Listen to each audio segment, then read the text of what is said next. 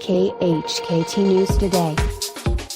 Earlier today, Mad Dog Mattis arrived in war-torn Afghanistan to discuss defense strategies with the local resistance. In response, he was met with fire and fury as dozens of rockets and rocket-propelled grenades rained down on his plane.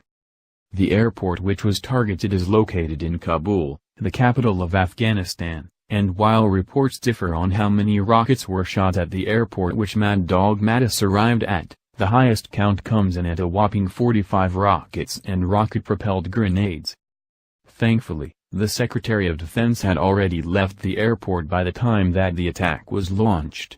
The rockets appeared to be aimed at Mattis' plane, however, hoping he was still aboard. There was one unconfirmed report of an injury associated with the rocket attack, but according to officials it was not a direct hit and will likely not be a casualty. Fox News reports 40 to 45 rockets and rocket-propelled grenades landed near a passenger terminal at Kabul's International Airport Wednesday, less than 2 hours after U.S. Defense Secretary James Mattis arrived there.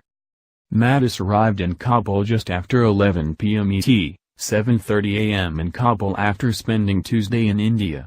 NATO Secretary-General Jens Stoltenberg was also on the flight. Mattis spoke about the attack at a news conference in Kabul, alongside Afghanistan's president.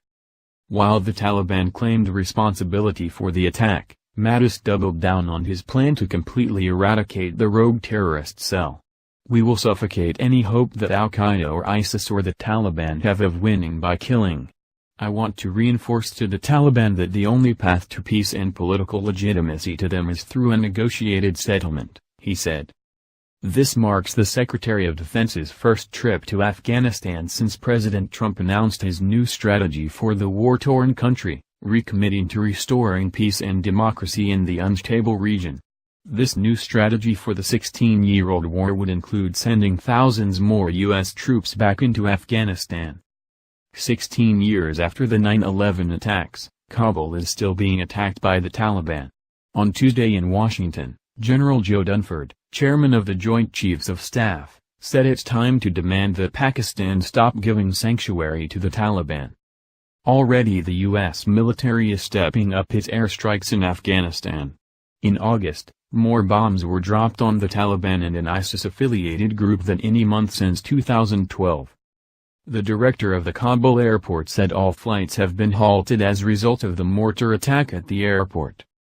CNN adds that the Afghan police have been put on high alert and are currently searching nearby houses where they believe the rockets were shot from. While no suspects have been apprehended yet, Taliban spokesperson Zabihullah Mujahid tweeted out that the attack was their doing. As U.S. officials scramble to keep Mad Dog Mattis safe in one of the most war-torn countries on the planet, many are left asking why we're devoting so much energy towards restoring a terrorist-infested nation.